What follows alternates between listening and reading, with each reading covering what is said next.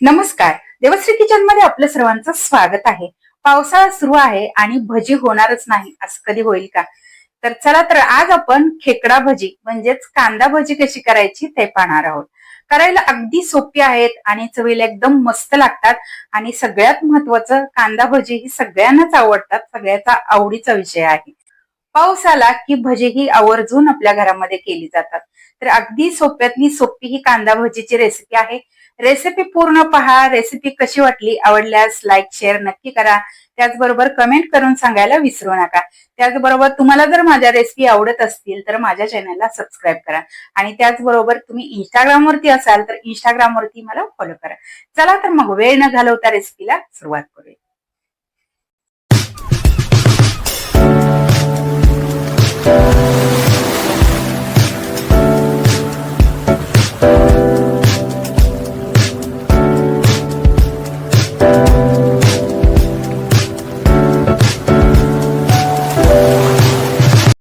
खेकडा भजी करण्यासाठी इथे मी मोठे 2 कांदे उभे कट करून घेतलेले आहेत. जेवढे बारीक चिरता येतील तेवढे बारीक चिरून घ्यायचे आहेत.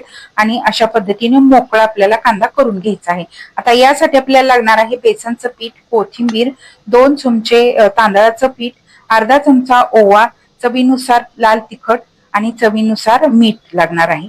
तर सुरुवातीला आपण या कांद्याला ना मीठ लावून घेऊयात, कारण आपण पाण्याचा वापर न करता हे बेसनचं पीठ किंवा हे भजीचं पीठ मळून घेणार आहोत.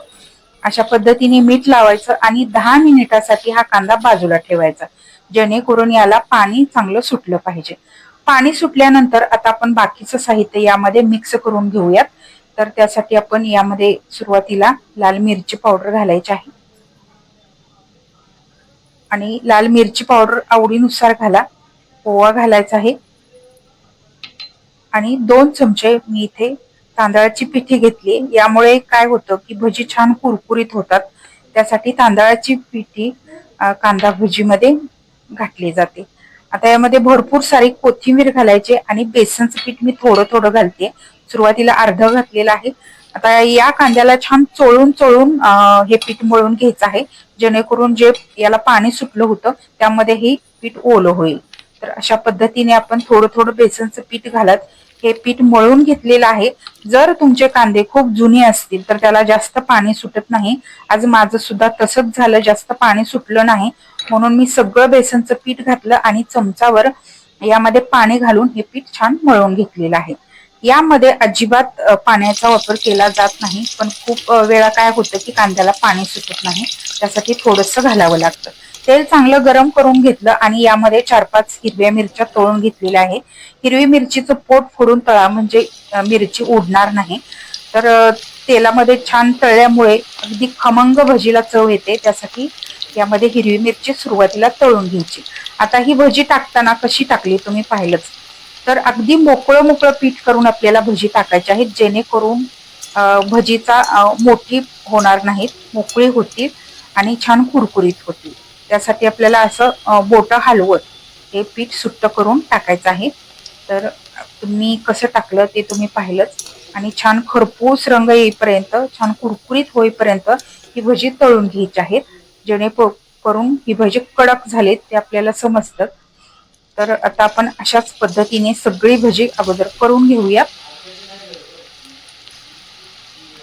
पावसाळा सुरू आहे आणि अशी कांदा भजी किंवा खेकडा भजी होणार नाही असं होतच नाही. पावसाळ्यामध्ये एकदा तरी आपण ही भजी करून खातोच आणि कांदा भजी सगळ्यांनाच आवडतात. तर तुम्ही पाहू शकता, एकदम मस्त भजी झालेले आहेत, कुरकुरीत झालेले आहेत आणि सगळ्यात महत्वाचं म्हणजे तेलकट अजिबात झालेले नाहीत. तर तुम्ही पाहू शकता, यामध्ये आपण सोडा इनो काहीच घातलेलं नाही.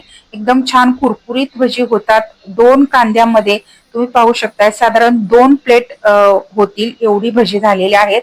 मग तुम्हाला किती करायचे आहेत ते तुम्ही कांदे घेऊन, भरपूर कांदे घेऊन करू शकता. तर 2 कांद्यामध्ये 2 प्लेट, जेणेकरून 2 जण पोटभर ही भजी खाऊ शकतील एवढी भजी होतात. तर आजची आपली ही पावसाळा स्पेशल कांदा भजीची रेसिपी किंवा खेकडा भजीची रेसिपी कशी वाटली कमेंट करून सांगायला विसरू नका. त्याचबरोबर रेसिपी आवडत असतील तर चॅनलला सबस्क्राईब करा आणि कमेंट करून सांगा की आजची कांदा भजी कशी वाटली. त्याचबरोबर तुम्ही बेल आयकॉन वरती क्लिक करा, म्हणजे मला सगळ्या रेसिपी पाहता येतील. धन्यवाद.